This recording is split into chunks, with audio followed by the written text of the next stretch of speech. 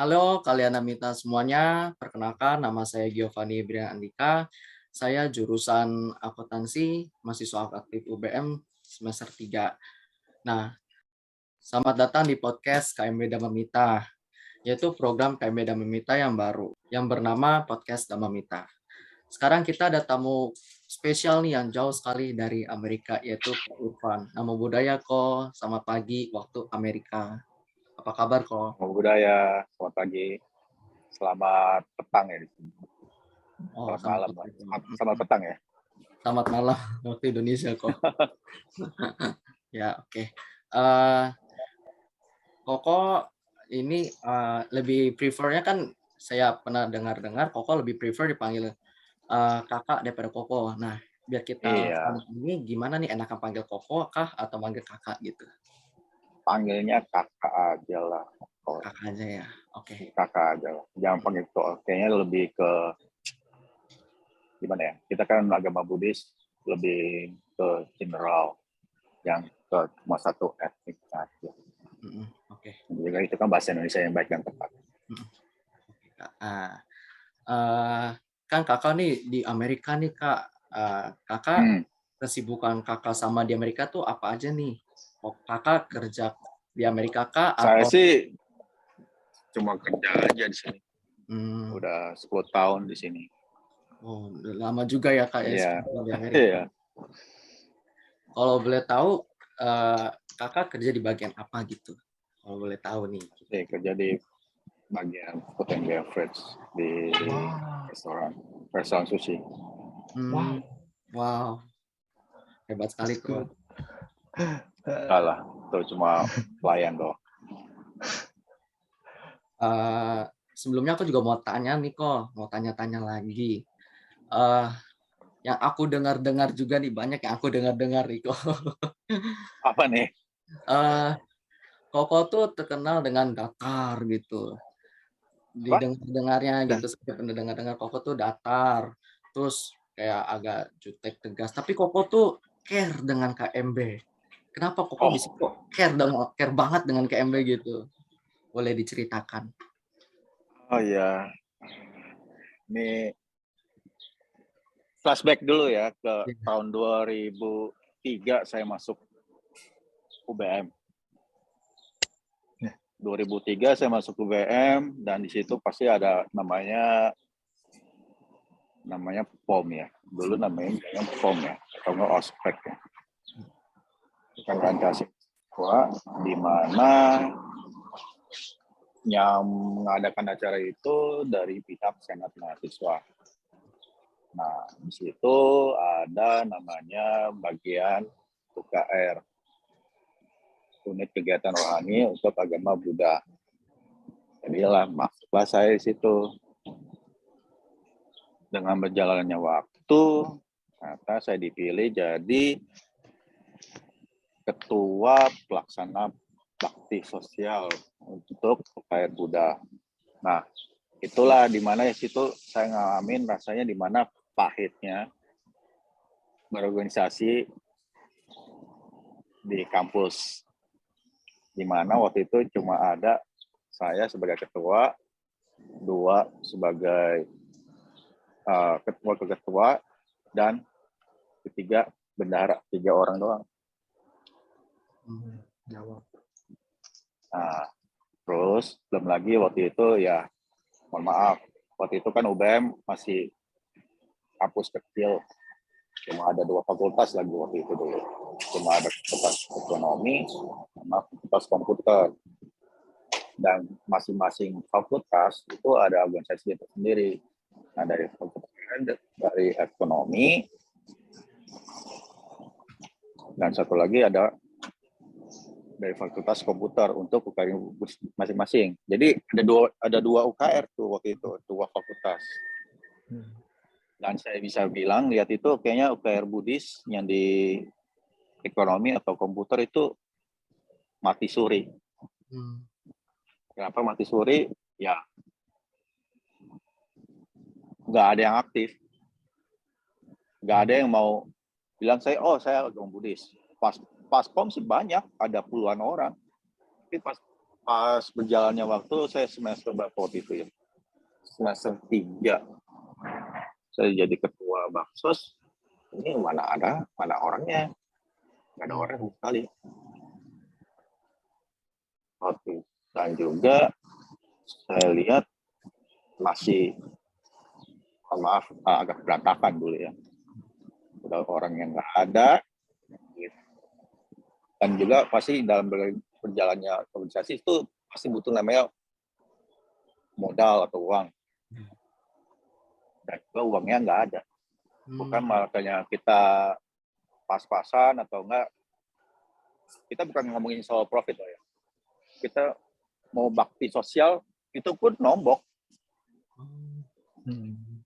Nggak ada yang namanya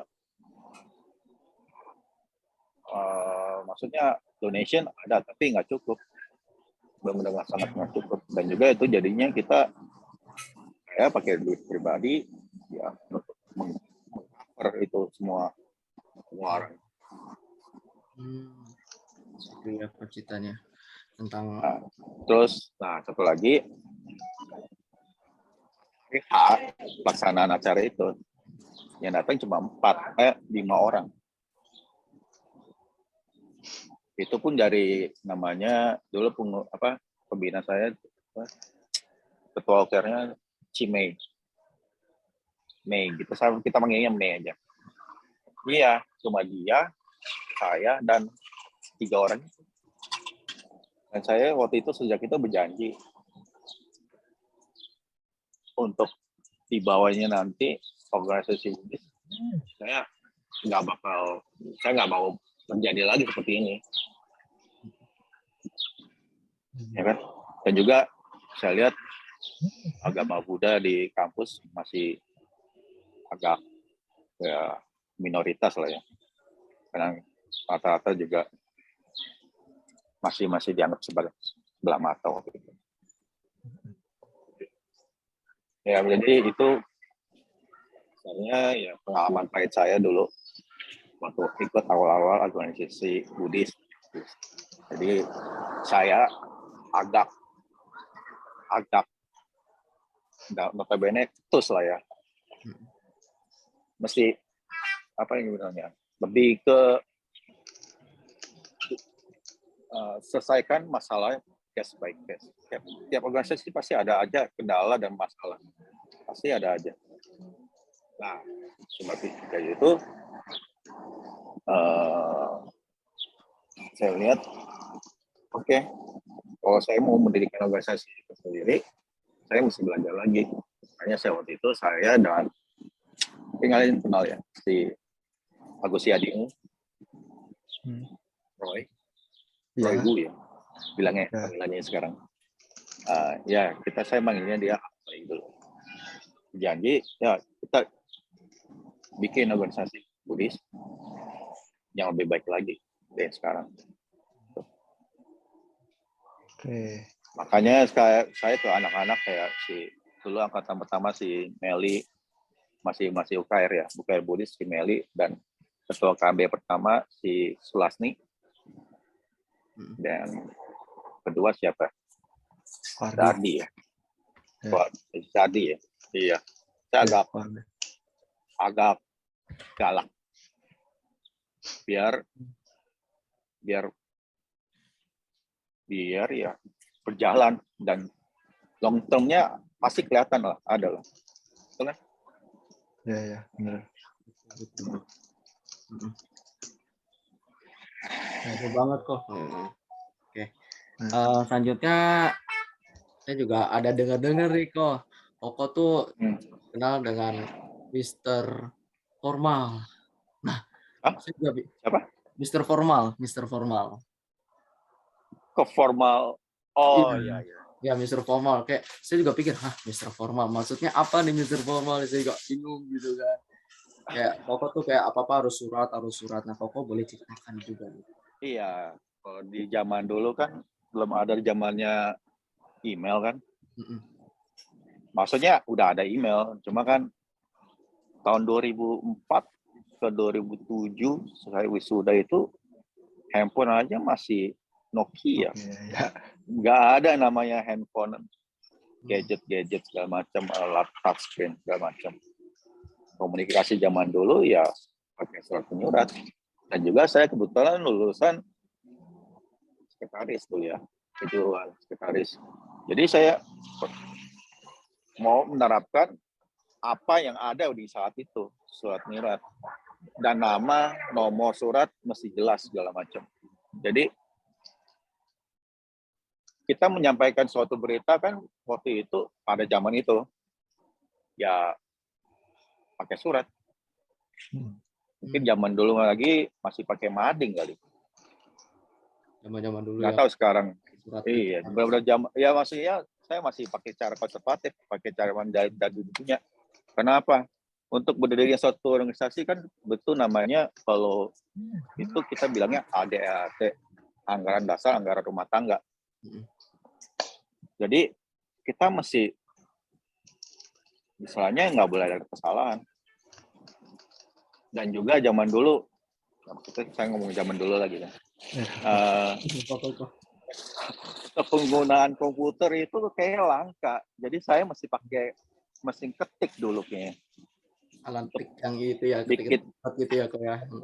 Iya, saya mesti pakai mesin ketik untuk bikin surat undangan. Salah satu angka saya ulang lagi dari awal. Ya, Makanya saya selalu menekankan perfeksionis. mm-mm. Jangan istilah kasarnya ya, saya udah tahu lah kalian lah. Saya dari angkatan keberapa KMB saya lihat ini draft KMB ini saya yang bikin. Sampai sekarang begini aja terus saya bilang. Ini tinggal copy paste, delete nomor, ya efisiensi lah saya bilang. Tinggal delete nomor surat, tanggal, sama nama kegiatan. Udah beres.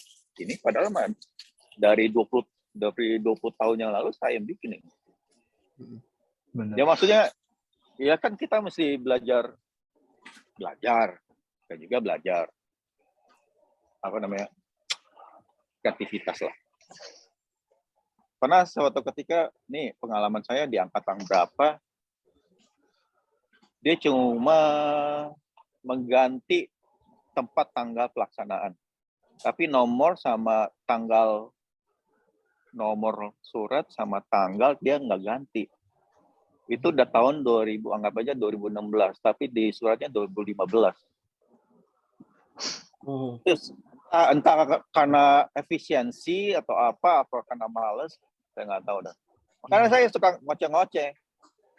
Ya saya suka ngoceh-ngoceh aja kalau ketika ada kalian ngepost surat tapi salah, gitu loh. Harus sesuai ininya ya kok ya. Ya, SOP lah istilah kasarnya lah. Iya, betul. Sesuai SOP-nya lah. Ini kan maksud saya udah mengajarkan ngasih dari si Ani, si Ardi. Maksudnya saya udah level stres saya, level kemarahan saya udah di puncak waktu itu. Masa kedepannya bukannya makin naik, masa makin down? Nggak mungkin kan? Saya juga nggak mau kayak gitu. Apalagi saya waktu itu zamannya si Sulas nih, saya selalu tekankan dia, Uber, apalagi untuk tanda tangan suatu proposal itu nggak segampang kan? Kita mesti tungguin dia jam pulang kantor kerja, tanda tangan, ngobrol dulu, pendekatan ke dosen, dan juga gimana caranya ya mempermudah kegiatan KMB gitu. Iya. Ya, lebih gampang gitu. Jadi iya, maksudnya ya saya lebih ke formal sih. Saya lebih ke cara lama konservatif gitu. Makanya ya jadilah KMB sampai sekarang. Biar lebih tersusun gitu ya kok, biar rapi. Ya, udah lebih ke rapi lah. SOP-nya kan masih ada kan. Iya, betul Pak. Emang apalagi selain Mr. Formal dan apalagi Mr. Galak? Galak sih emang dari dulu. Mr. Galak juga ya sebutannya ya. Jutek juga kayak iya, Jutek. Yeah. Oke. Karena saya juga nggak mau dong adik-adik saya, terutama kalian mengalami apa yang saya alami. kalian mau bikin organisasi mau bikin kegiatan tapi malah nunjuk Lombok waktu itu di kisaran 5 juta, nggak mau kan? Bener banget. Iyalah. Dan juga proposal waktu itu kita organisasi pertama di kampus yang pakai sistem mencari sponsorship, paket sponsorship. Itu sih lumayan untung, bukan lumayan untung lumayan dapat bilangnya, kredibilitas lah dari pihak kampus. Kalau kita dari segi kreativitas bisa ada.